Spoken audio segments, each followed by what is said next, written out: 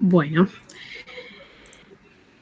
entonces, sobre la unidad 4 de canon, norma y valor, lo que vamos a arrancar con Mukarovsky. Alguien se más si quiere sumar. Bien. Podemos arrancar con la unidad de canon, norma y valor. Cuando yo la rendí, preparé esta unidad y preparé específicamente Mukarovsky. Principalmente lo que nos interesa de este autor, que esto después en realidad se relaciona mucho con Bourdieu, así que si preparan esta unidad les conviene hacer esa relación entre este autor y Bourdieu. Si bien Mukarovsky va a hablar del valor del arte de una manera bastante más general, se puede asociar esta idea al ámbito literario, en la idea de pensar a los objetos del mundo como aquellos que cumplen cierta función. Esta parte teórica está relacionada con el mapa y el territorio, particularmente. ¿Qué es lo que dice Mukarovsky sobre esto? Que es que la sociedad define las funciones de los objetos de acuerdo a le da valor a los objetos de acuerdo a la función que les asigna. Un objeto puede tener múltiples funciones dentro de una sociedad. Puede ser religiosa, puede ser práctica, puede ser educativa, puede ser muchas más.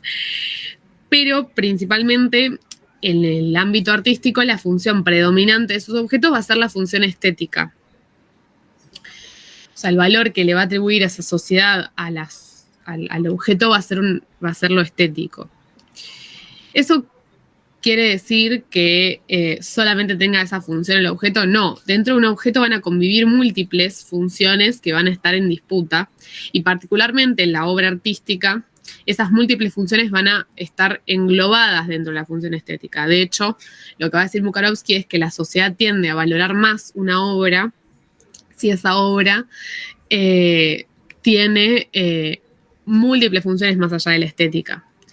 Y que además, en general, a lo largo de la historia, como la sociedad transforma sus visiones por percepciones ideológicas o construcciones culturales, las funciones que le asignamos a un objeto pueden cambiar o no a lo largo del tiempo. Entonces, no sé, suponete, el ejemplo más claro son los mapas viejos o los globos terráqueos. Ya nadie usa un globo terráqueo o un mapa de esos viejos, antiguos, casi medievales, para buscar, un país o una locación. Abrimos y usamos Google Maps. ¿Por qué tenemos un mapa colgado en la pared o por qué tenemos un globo terráqueo en la mesa? Bueno, por su función estética, ¿no? Lo atribuimos a algo decorativo. Bien. Entonces, esa transformación que surge, a lo largo del tiempo, también tiene un impacto, puesto que otra cosa que va a decir Mukarovsky es que los objetos del mundo, a medida que se incrementa el tiempo, tienden a adquirir un valor estético, si se quiere, ¿no? Esa idea de que lo viejo es medio lindo, lo vintage, él le da un marco teórico.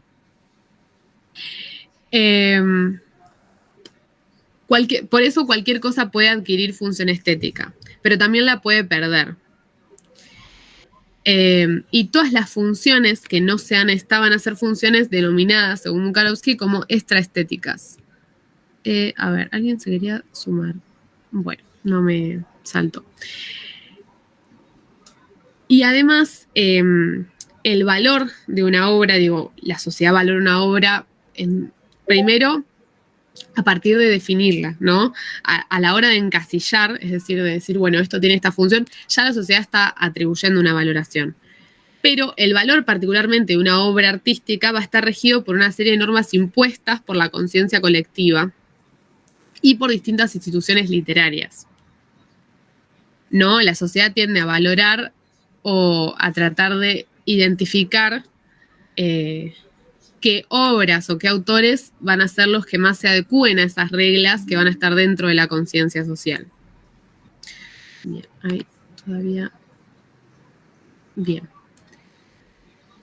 Bueno, para quienes se fueron sumando en el medio, estamos con Mukarovsky, con la unidad 4, medio en ese repaso. Entonces, Estábamos hablando de la valoración, particularmente de las obras. Y además, en cuanto se trata del arte, particularmente, hay cierta especial valoración a las obras artísticas que tienden a romper esas reglas para justamente reestructurarlas, ¿no? Como porque la definición de lo que es o lo que no es artístico está en constante movimiento. Particularmente Mukarovsky igual escribe en la época en la que existen las vanguardias, entonces por eso habla de la transgresión como un valor inherente al objeto artístico. Pero lo que va a decir es que hay una especie de dialéctica en el arte en el cual transgredir una norma implica instaurar una norma nueva. Entonces, solo en el arte se va a ver ese desplace, ¿no? Y solo una obra podrá ser valorada a partir de ese desplazamiento. Eso en cuanto, ¿no?, a lo general. Va hablando de norma en particular. Después, por esto mismo, también vamos a decir que la norma no es estática, siempre va a estar en relación al contexto histórico en el que se analice la obra, ¿no? Las normas estéticas de la época de Shakespeare no son las normas estéticas de ahora, de cuando leemos, no sé, a Mariana Enríquez, por ejemplo. Por eso el valor, al ser un hecho social y dinámico, también va a estar regido por una norma que va a ser también social o, si se quiere, histórica, y la función de el objeto en sí mismo, ¿no? Pensando a la obra como un objeto material. Entonces, la valoración propia de una obra va a cambiar según el tiempo, según el individuo, pero particularmente según la sociedad que la mire. Ahora, en cuanto a la valoración personal, uno dice, bueno, ¿dónde está la individualidad entonces, no? Porque vos me dijiste, Mukarovsky, que todo es social, entonces que lo que diga la sociedad es palabra santa, y si la sociedad dice que algo es arte, a mí me parece una mierda, digo, ¿cómo hacemos? ¿Cómo entramos en contradicción? Bueno, Mukarovsky va a tratar de explicarlo igual también. Esto no sé si está dentro de Yo leí el libro completo, pero no sé si a ustedes les toca leer el libro completo. Igual les puede servir, es una explicación muy cortita.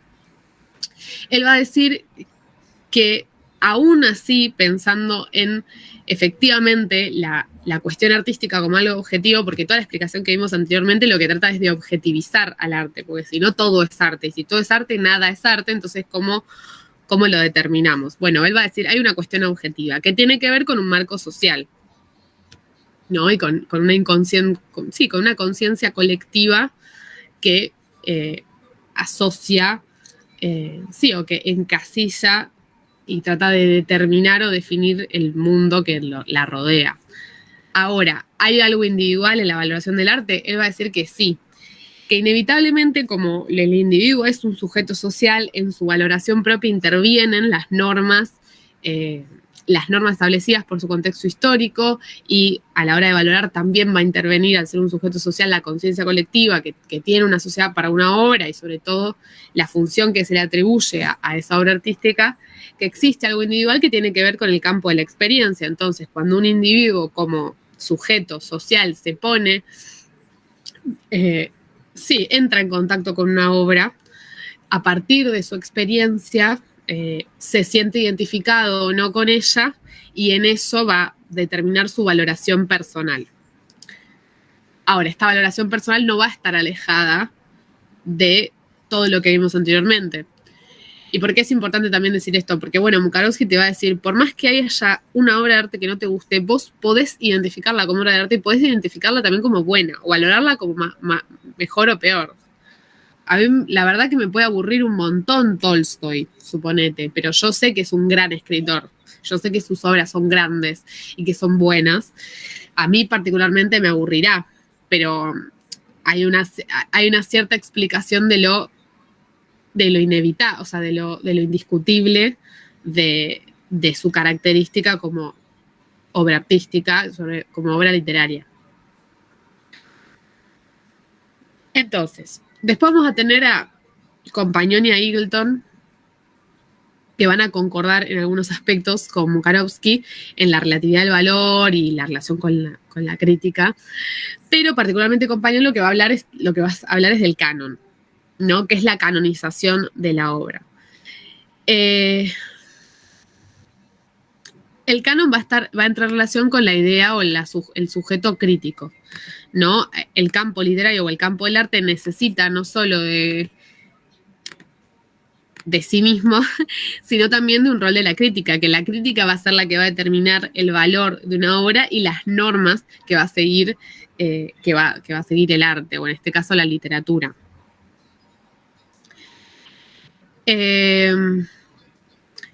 Entonces, según Eagleton, en realidad la sociedad valora, y la crítica sobre todo, valora ideológicamente, ¿no? Cada sociedad está marcada por una ideología, esa ideología es la que va a determinar. Eso es una relación en realidad con la unidad 1, porque ustedes en este programa, si descargaron la unidad 1, no tendrían por qué hablar de Eagleton, pero si quieren pueden, o sea, la idea del programa es que ustedes lo relacionen medio como vayan viendo. Pero para mí, Mukarovsky y Eagleton tienen mucha relación entre sí. Compañón lo que va a mencionar del problema de la crítica y la subjetividad que trae es la idea de que una persona, un individuo individual, puede determinar si algo es buen arte o mal arte, ¿no? Algo es buena literatura o mala literatura, ¿cómo lo definimos? ¿Cómo la crítica puede dar una fundamentación objetiva? Mukarovsky lo trató de teorizar de esa manera. Pero para Compañón lo que va a citar, lo que se va a basar es en la idea kantiana del juicio del gusto. Kant es un filósofo cuya base no es subjetiva, sino que lo que va a plantear, sumado al aspecto temporal, es que además de, para medir el valor de una obra, además de lo temporal, es decir, además de qué en tiempo nos encontramos, y en eso también va a estar, por ejemplo, bueno, qué territorio nos encontramos, va a estar la extraterritorialidad, ¿no? La idea de si una obra es conocida solo en su territorio o se ha extendido en diversos países. Eso es lo que va a decir Compañón, como para agregar algo de la idea de pensar la literatura desde lo universal. ¿Qué es a lo que llamamos literatura universal? Bueno, aquello que se extiende de su propio territorio, y por eso está canonizada. No vamos a tener cánones regionales, es decir, aquellas obras que son buenas e indiscutidas en un territorio en particular, que además el canon nacional nace con el surgimiento de los estados-nación en el siglo XIX, XVIII y XIX particularmente, y estas obras además van a tener una función social muy específica, que es la idea de unificar el sentido de nación, es decir, a un colectivo en general. Digo, si uno piensa en los parámetros que nos identifican como parte de un territorio, bueno, entre eso va a estar la literatura, y por eso va a haber cánones nacionales. Y la idea de lo extranacional, de lo extraterritorial, es lo que va a decir Compañón, bueno, de cómo además definimos el valor de una obra. Por ejemplo, nosotros pensamos en Borges. Borges es un autor que se piensa como universal. Todo esto, hay una unidad que ustedes no oyeron, pero que estaba cuando yo la cursé, que era la unidad de los estudios culturales, que agarraban toda esta idea y medio que la tiraban a la basura y te decían que no, todo es relativo, y que no, que el canon universal en realidad es una mentira del imperialismo, que está muy buena esa unidad. Pero bueno, mientras tanto nos vamos a atender a lo que dice Compañón. Después, Bourdieu lo que va a hablar es de campos, ¿no? Dentro de la sociedad nos encontramos con campos. Cada campo tiene una autonomía relativa que le permita tomar decisiones sobre sus autoridades, normas y capital, ¿no? En este caso vamos a hablar del campo literario. Dentro del campo literario, el campo absorbe lo que existe hasta el momento y en cierta medida lo transforma, ¿no? Las instituciones, el Estado y la academia y la crítica también como institución son las que van a definir qué es bueno y qué es más valorado y qué es menos valorado. Y luego también se va a encontrar el mercado valorándolo. Lo que pasa es que las obras que se encuentran valoradas en el mercado van a tener cierto capital económico, mientras que las obras valoradas por la academia, por la crítica y por las instituciones del Estado van a tener capital simbólico. ¿Qué es lo que hace un autor? El autor ubica como su proyecto creador. Su proyecto creador no habla de una obra en sí mismo, sino habla de un conjunto de obras o sea, la obra de su vida, si se quiere, dentro de este mecanismo, y a partir de ahí se pone en juego si recibe o no recibe ese capital simbólico, si tiene o no tiene reconocimiento, y en eso permite, por ejemplo, la canonización de autores como figuras en particular. Entonces, cada campo tiene dos sectores. Dentro del campo literario vamos a tener el campo de la gran... el sector... Lo del capital simbólico. Sí, o sea, el capital simbólico es aquello que adquiere tanto una obra como un autor al ponerse o sea, al exponerse dentro de un campo, ¿no? De acuerdo a la valoración de las instituciones del Estado, ¿no? Uno pone la academia y la crítica, una obra adquiere capital simbólico, ¿no? Como la idea de ser reconocida, ¿no? Por ejemplo, no sé, suponete ves a alguien leyendo el Quijote y decís, uy, qué culto. Total, re inteligente, ¿no? Bueno, un poco eso es el capital simbólico. El capital económico del mercado existe para aquellas obras que son valoradas dentro del mercado. Entonces tenemos dos sectores dentro del campo literario. El sector de la gran producción, que está orientada al éxito comercial, lo que nosotros conocemos como bestsellers, que este sector se interesa por otro capital que no es el simbólico, que es el económico, y vamos a tener el sector de la producción restringida, que es un sector destinado a un público especializado, y cuyo valor va a estar regido por la originalidad y el reconocimiento, y a partir de ese valor es que estas obras en general suelen adquirir o suelen acumular capital simbólico. Mientras que en su campo de la gran producción, o en el sector de la gran producción, lo que se busca es generar ganancias, ¿no? Entonces, bueno, un poco es eso. Dentro del subcampo de la producción restringida es donde surgen las obras que después marcan una norma, que marcan una tendencia, donde surgen, por ejemplo, las corrientes artísticas, que luego, al masificarse, si se quiere, si llegan a masificarse, se van al subcampo de la gran producción. ¿Esto por qué? Porque suponete el policial en su momento... Bueno, el policial nunca fue un género muy académico, ahora lo estudiamos en la academia, como que es al revés. Pero bueno, suponete, claro, las novelas realistas, ¿no? En su momento era de un sector, porque además también tenía que ver con que en ese momento la sociedad, los escritores como tales no, o sea, eran financiados por la aristocracia, pero bueno, eran novelas que circulaban dentro de un grupo muy restringido y que después con la imprenta se fueron masificando, si se quiere. Perdona, me quedé con una duda y antes de que se vaya el tema. ¿El capital simbólico puede ser que también es eso que tienen las academias o los distintos actores que les permite valorizar o cuál sería la palabra, legitimar a las obras de los artistas? Como que unos tienen capital simbólico, por lo cual tienen la posibilidad de otorgarle capital simbólico a otros. No sé si entendí bien. Claro, sí, el capital simbólico, piénsenlo como plata. O sea, yo lo tengo, te lo doy, vos lo acumulás, se lo das a alguien más. Es eso, es como algo que fluye en general. Y sí, su representación más palpable es la legitimidad que adquiere un autor o una obra de acuerdo a su acumulación de capital simbólico. Pero está bien lo que decís. Perfecto. Buenísimo. Bien. Bueno, ahí veo que terminamos con la unidad. No sé si alguien tiene alguna duda, o sea, alguna otra duda sobre lo que vemos hasta ahora. Si les parece, podemos pasar a la unidad. Creo que es la realismo, ¿es la 2 o la 3? Sí. La del realismo es la 2. Ah, bien.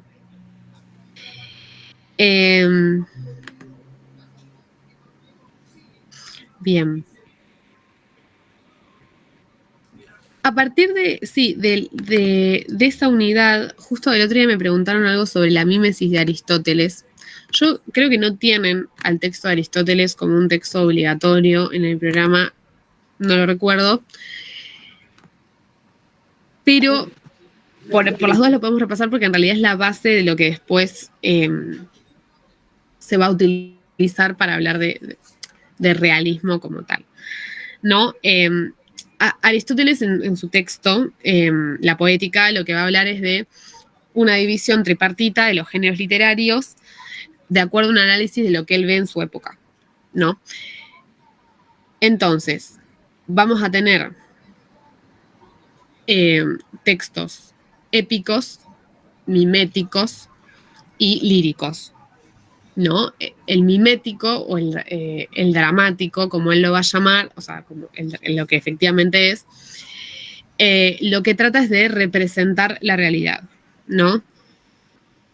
En realidad, para Aristóteles, todas las artes son miméticas, particularmente la poesía y la música, porque son mímesis, la idea de imitar la acción humana y la naturaleza para crear una versión que puede ser más universal y ejemplar. Y esa mímesis no es solamente reproducir lo que sucede, sino lo que podría suceder de acuerdo a una necesidad. Entonces, vamos a tener como la mímesis, a la representación a través de la acción, como el teatro, y a la diégesis, a la narración de una historia a través de un autor, que es lo más parecido a lo que conocemos ahora en la literatura.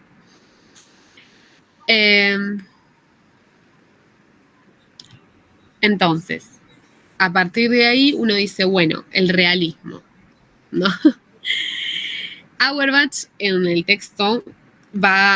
su texto, va a hablar un poco sobre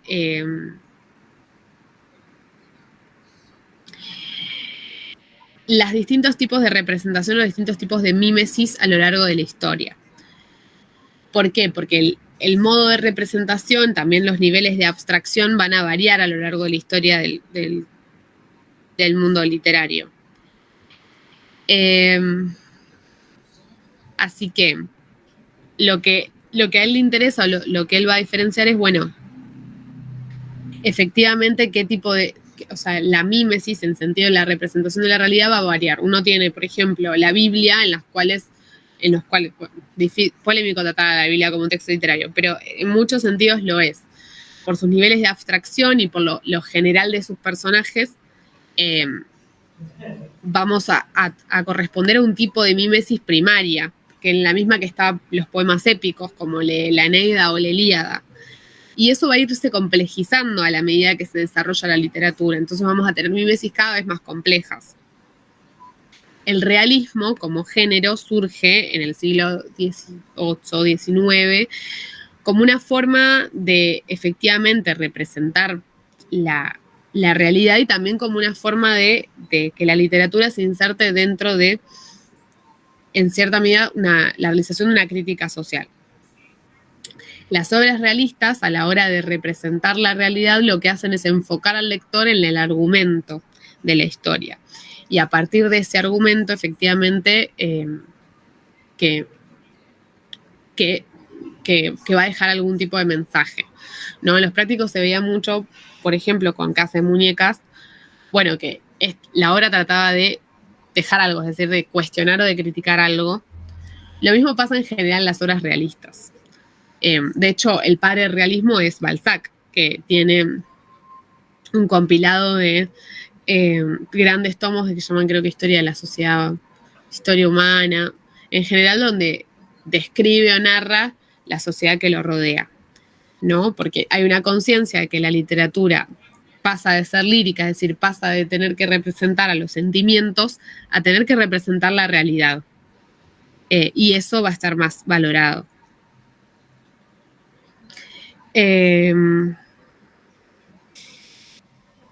Entonces, a ver, me perdí un poco. No sé si alguien preparó este tema. Particularmente, por ejemplo, en Madame Bovary, como novela, la gracia del realismo es marcar una transición de época, ¿no? justamente marca ese pasaje de la idea una idea romántica de estetización de la vida a partir del arte, de la exageración o exacerbación de los sentimientos, a una visión de la literatura y del arte que en cierta medida busca la objetividad, ¿no? Las novelas realistas buscan constantemente la objetividad. Nosotros leemos La Guerra y la Paz y no, la descripción es minuciosa, es específica. Tenemos como una especie de narrador en tercera persona, así en modo de Dios que nos describe todo y incluso lo que piensan los personajes sí es todo objetivo, no hay una parcialidad. De hecho, el uso de la tercera persona suele ser muy particular del realismo. Ahora, en contraposición con el romanticismo, el personaje de Nora es un personaje romántico, es un personaje que efectivamente busca esa conexión con la naturaleza, que exacerba el amor como el sentimiento más grande y la búsqueda de una realización personal, y la búsqueda de lo estético dentro de la vida real, que en la vida real nunca va a ser posible. Entonces esa novela, particularmente la novela Para Flaubert, es una novela de pasaje de transición donde se marca, cómo tiene que ser la literatura realista, ¿no? Que solo en la literatura podemos estetizar, es decir, ver desde un lado estético los elementos de la vida real, que no puede hacerlo una persona, ¿no? Y es ahí donde critica un poco también la figura del poeta romántico como un poeta que, todo es lindo, todo es bello, que está en cierta manera, que es bohemio, ahí está, no me salía la palabra. Pero particularmente es eso, va a decir, solo en el campo del arte, solo en el campo de la literatura vamos a poder estetizar la vida a partir de representar la realidad tal y como es, sin ningún tipo de velo.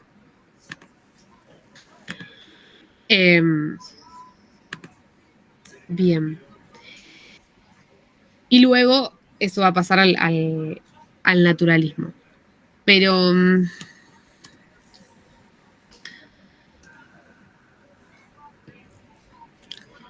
entonces,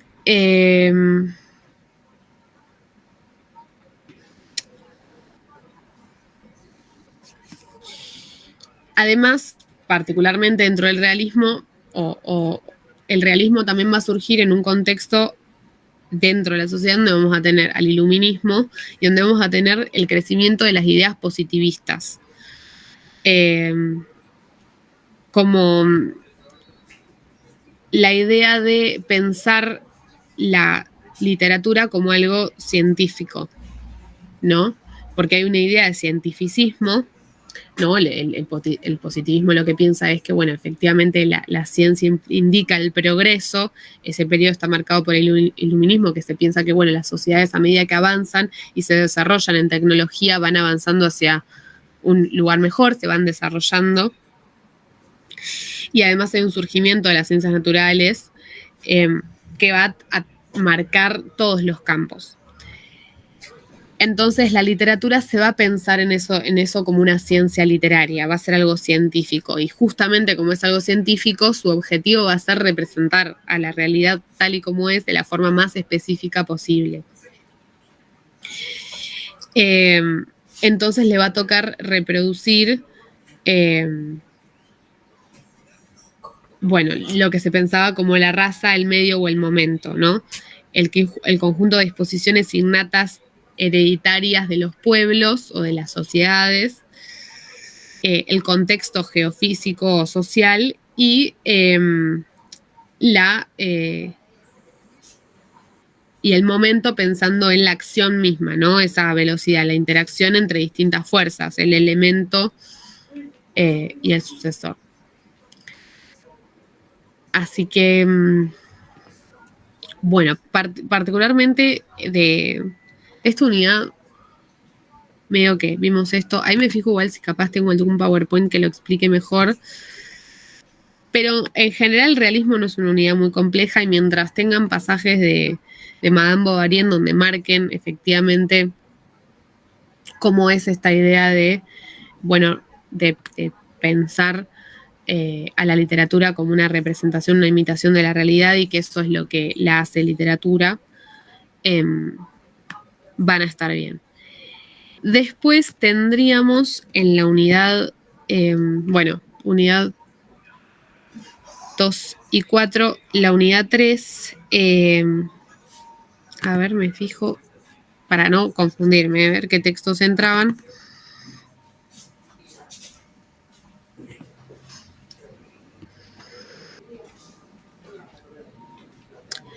En la unidad 2 vamos a tener, el realismo, y la unidad 3, la narratología, la idea de tiempos del relato y demás. Bien, la unidad 3 en realidad lo que va a ahondar es en el estructuralismo. Bourdieu,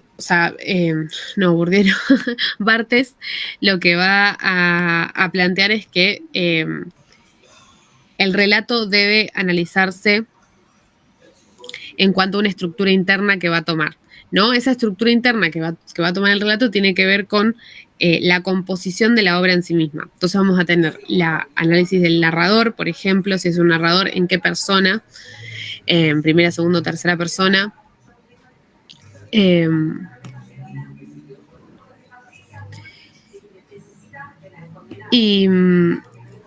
Por ejemplo, si es un narrador diegético u homodiegético, y en eso, por ejemplo, va a estar alineado con Todorov, con la idea de desligar, si se quiere, la historia del discurso. Vamos a tener una historia en sí misma que se nos va a contar en lo que va a ser un argumento, y la trama. La historia va a tener una lógica de las acciones, ¿no? Es decir, de las acciones o la sucesión de hechos que van a componer la trama de una obra. Y va a regir bajo una lógica de los personajes, las relaciones que tienen los personajes entre sí y los deseos que tienen, y a partir de ahí su participación en la historia. El discurso va a dividirse en tiempo, aspecto y modo. El tiempo va a tener por ejemplo, puede ser un encadenamiento, una alteración o una intercalación, la idea de, por ejemplo, que haya historias combinadas, que se cuenten dos historias simultáneamente, la inclusión de una historia dentro de otra, lo que pensamos como relato enmarcado, pero también el tiempo en el sentido de que, bueno, hay un tiempo de la historia, es decir, bueno, pueden pasar 10 años y hay un tiempo del discurso. En ese tiempo del discurso puede ser la cantidad de capítulos.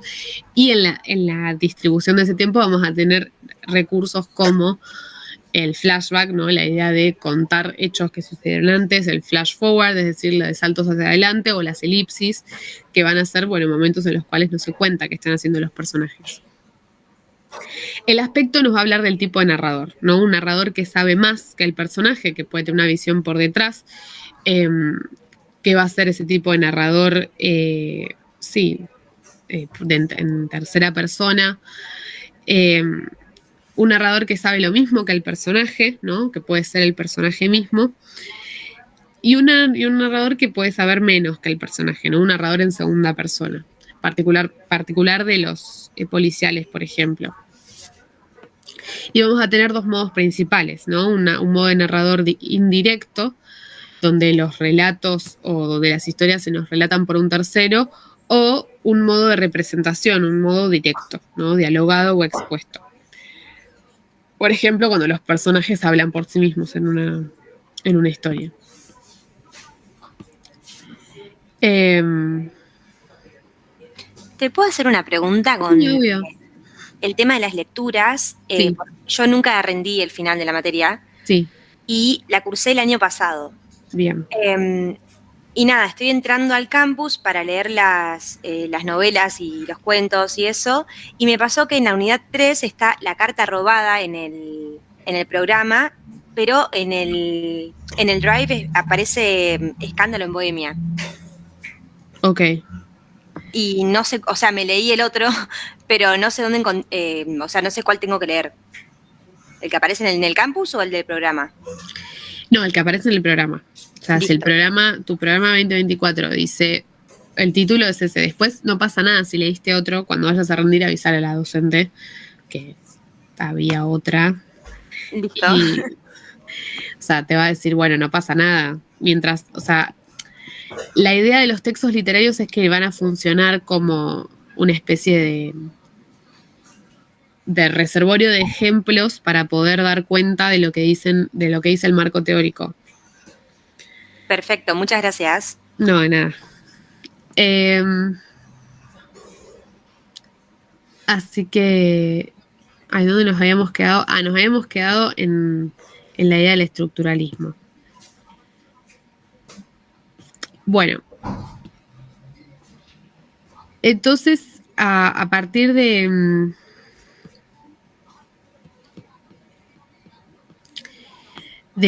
ahí lo que podemos pensar es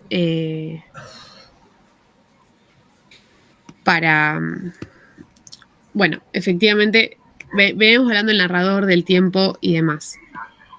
Lo que va a decir Barthes es que en Introducción a análisis estructural de los relatos, lo que le interesa en la idea del modo de narrar las historias o la idea de historia del discurso es efectivamente, particularmente en el género policial, hablar de dos formas de narrar una misma historia, ¿no? Vamos a tener dos tipos de policiales bastante marcados. Uno va a ser el policial negro o el policial estadounidense y uno va a ser el policial de enigma.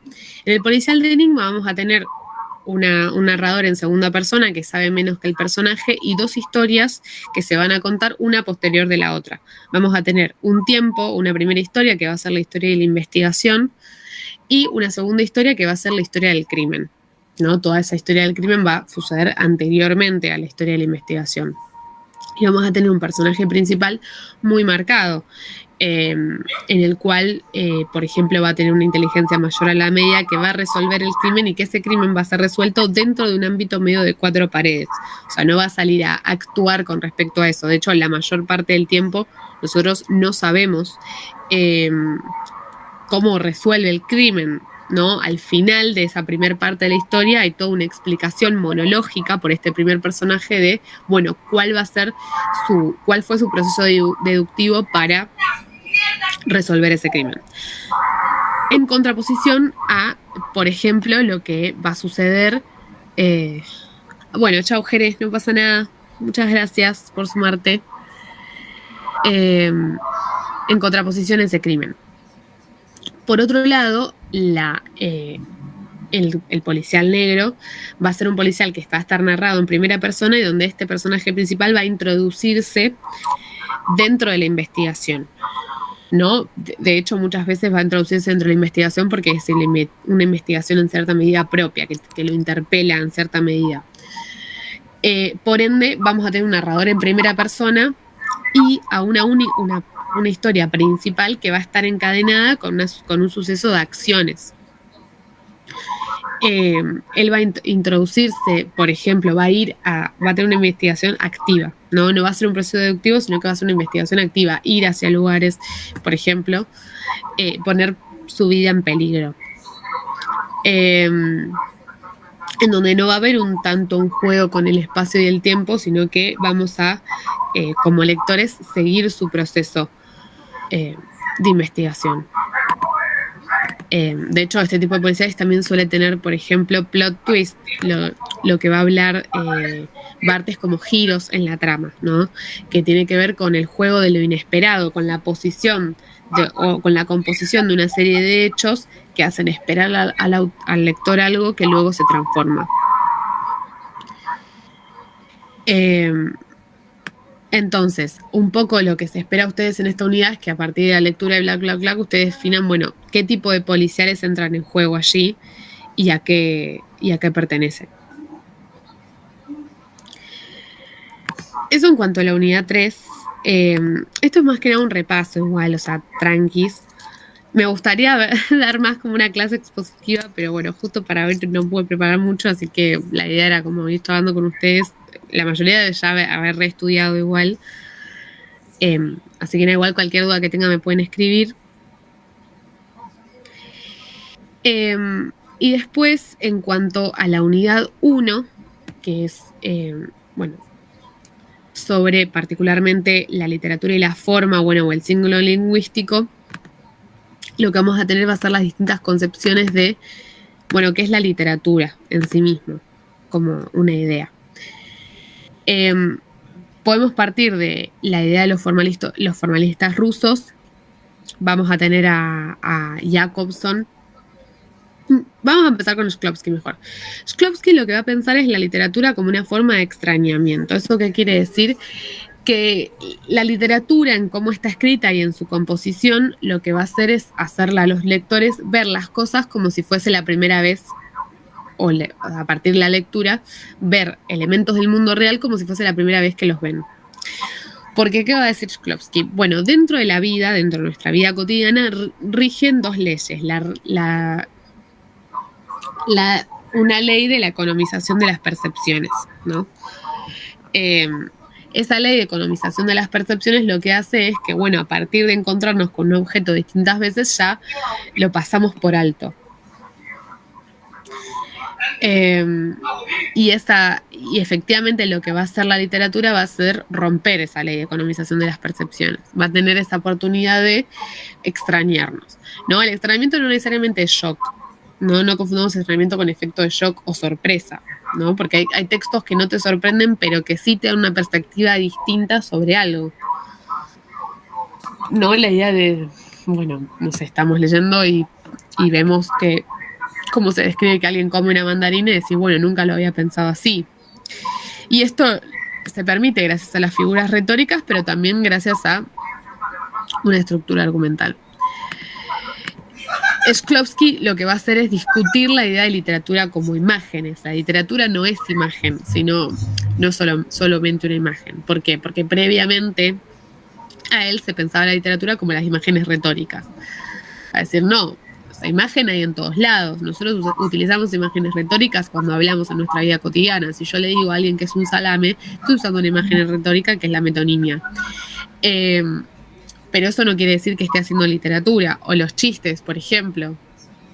Los chistes tienen un montón de imágenes retóricas, pero no son literatura. Bueno, ¿qué es lo que hace literatura? Bueno, a través de la composición y la estructuración de estas imágenes retóricas en un texto armado y en la forma en la que está escrita, la literatura nos permite generar ese efecto de extrañamiento en nosotros mismos, y a partir de ahí, y a partir del encontrarse con ese efecto, es cuando determinamos que hay literatura. Por otro lado, particularmente vamos a tener a Jacobson. Jacobson, si ustedes cursaron YELC o Introducción a la Lengua y la Comunicación, ya lo habrán escuchado hablar un montón de veces. Él va a pensar en el lenguaje, que el lenguaje tiene distintas funciones. Por ejemplo, para Shklovsky, el lenguaje literario es aquel que extraña.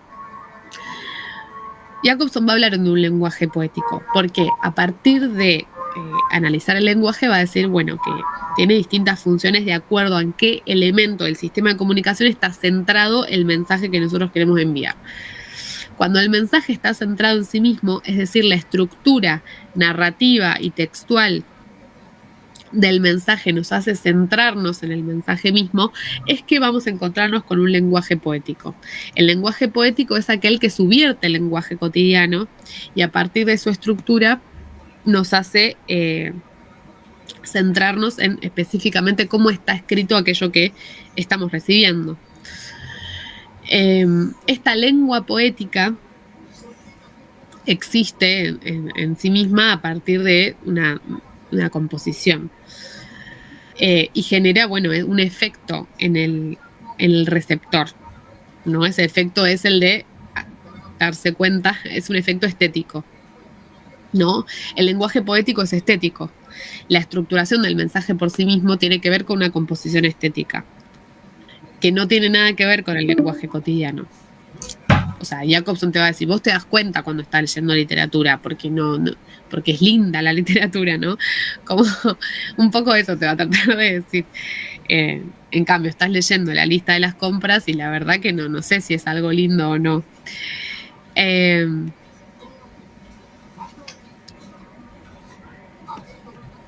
Así que la particularidad o quizás la crítica que más se le hace a Jacobson es que un poco termina reduciendo, en general, el formalismo ruso en sí mismo termina reduciendo la literatura a la poesía. Primero porque si ustedes leyeron el texto de Jacobson, él se pasa 10 páginas hablando de poesía medieval rusa. Pero además porque un poco la literatura que cumple con todas estas expectativas es la literatura, es la poesía en sí mismo. De hecho, el mismo uso del lenguaje poético algo nos dice. Él igual usa poético en el sentido de literario casi, es como sinónimo. Pero bueno, ¿por qué lo es? Bueno, porque aquella literatura que no utiliza el lenguaje cotidiano, que se estructura a partir de ciertas imágenes, pero por ejemplo nos genera cierto extrañamiento, nos hace o trata de describir las cosas del mundo de una manera completamente distinta, más individual, ¿no? Que es lírica, por ejemplo, que nos trata de expresar sentimientos a partir de la estructura verbal, es la poesía, ¿no? Porque la utilización del lenguaje cotidiano en la literatura es algo que vemos desde hace mucho tiempo, por ejemplo, el realismo. Entonces, para Jacobson, ¿entraría o no entraría una novela realista dentro del parámetro de literatura? O, bueno, es literatura, sabemos que es literatura. ¿Por qué? ¿Cómo lo explicamos? Bueno, ahí es donde entra Aguilar Silva. Aguilar Silva va a pensar a la literatura como ficción.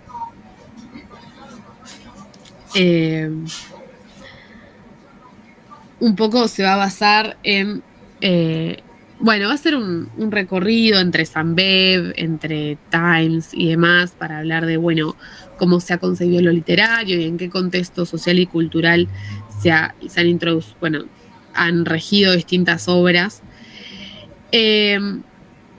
Pero lo que él va a decir es que lo que compone, lo que hace la literatura va a ser la ficción. Porque la literatura es un arte ficcional que, además de ser estética, porque es estética, que lo que particularmente la compone en sí misma es de que está hecha de un artificio de ficciones, de hechos que no son reales, pero que se crean dentro del mundo literario. Por otro lado, vamos a tener a Terry Hilton, que ya lo vimos antes cuando repasamos la unidad 4 de canon, función, norma y valor. Pero lo que nos interesa de Eagleton en este caso es que él va a decir, nada de lo que dijimos anteriormente va a efectivamente definir a la literatura. Lo único que define la literatura es lo que una sociedad en cierto momento va a decir que es literatura. Porque no es lo formal, no es el lenguaje que utiliza, porque si no, como dijimos antes, las novelas que utilizan un lenguaje cotidiano no podrían ser consideradas literatura. No es la ficción, porque existen novelas de no ficción. Digo, ¿qué pasa con el diario de Ana Frank? ¿Por qué? Lo leemos como literatura. ¿Por qué? Tampoco va a ser la idea de literatura como los libros, sino que efectivamente es eso. Las sociedades tienen distintos parámetros ideológicos y en esas ideologías definen, por ejemplo, qué consideran o no consideran arte o qué consideran o no consideran literatura en cada momento, y es aquello lo que va a definir lo literario. Y por eso también está la explicación de por qué hay textos que antes eran literarios y ahora ya no se leen como tal, o textos que ahora los leemos como literarios, un ejemplo puede ser el de Ana Frank, y antes no lo hacíamos. Bien. Creo que pasamos un poco todas las unidades. No sé si alguien tenía alguna otra duda. Sí, yo tengo una pregunta con el tema de las películas. Sí. ¿Qué tanta importancia le tengo que dar o cómo las analizo con el final? Bien. Las pelis, medio que por lo que estuve viendo en las últimas mesas, no es algo tan central. Lo centrales son las lecturas literarias.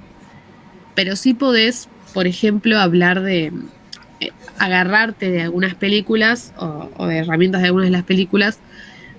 También va a funcionar como un reservorio de ejemplos, ¿no? Para poder justificar el texto teórico.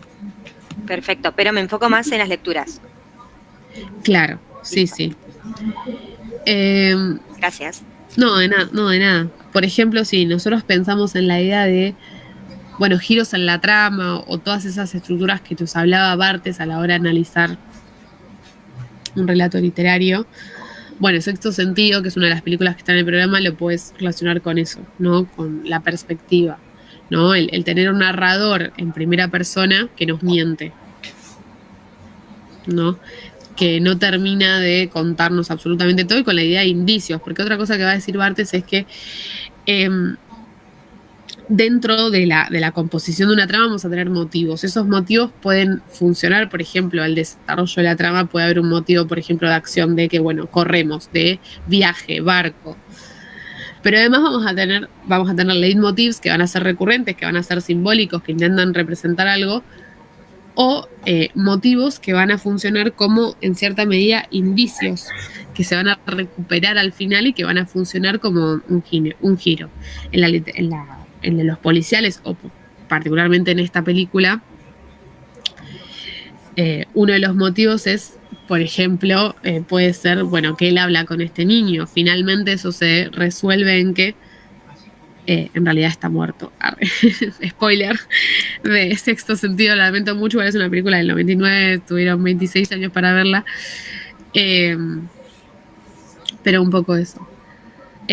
Además, por ejemplo, Barthes va a hablar de que una novela en general o una historia va a distribuirse en distintas escenas, que esas escenas van a tener una unidad temporal y una acción que las va a llevar a cabo.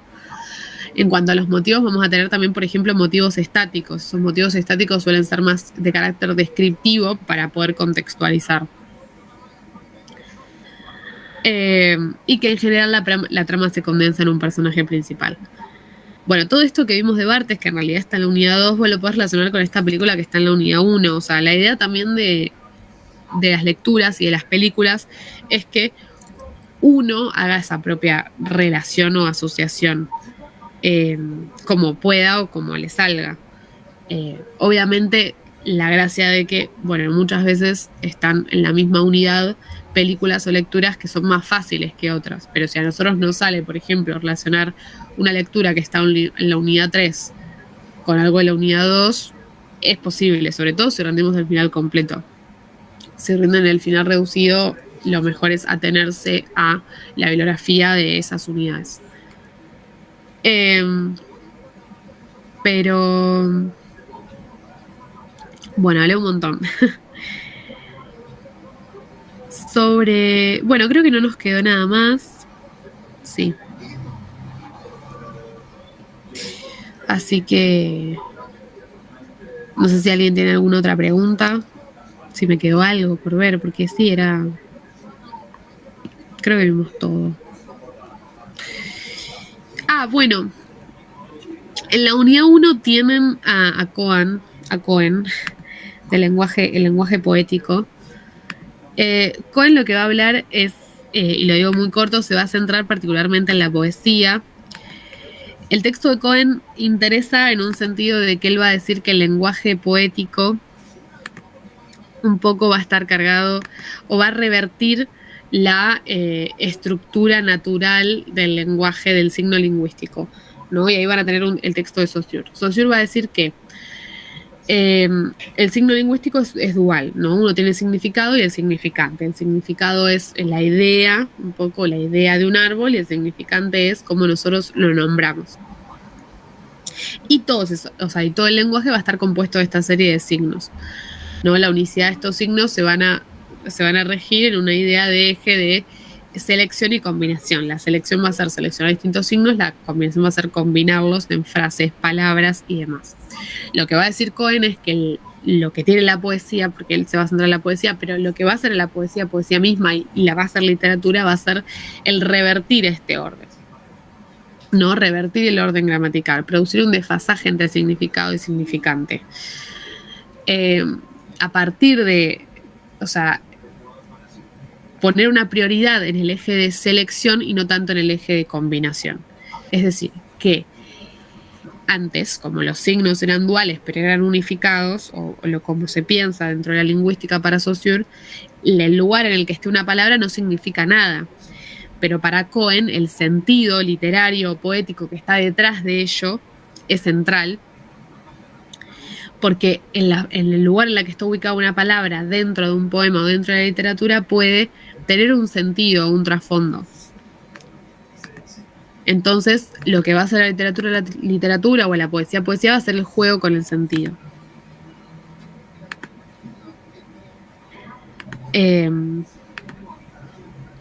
Bueno, nos quedan, unos minutos, 3 minutos. No sé si alguien tenía alguna otra duda hasta acá. No, yo no, gracias. Bien. Bueno, gracias a todos por sumarse. Estuvimos grabando el Meet y tenemos grabaciones viejas, así que ahora seguramente en el grupo paso lo que nos haya quedado. Gracias por sumarse y bueno, perdón, estuve capaz un poco perdida. Estaba estudiando para otra materia, pero bueno, espero que les haya servido. Cualquier duda que tengan me pueden decir. Nos vemos. Mucha suerte.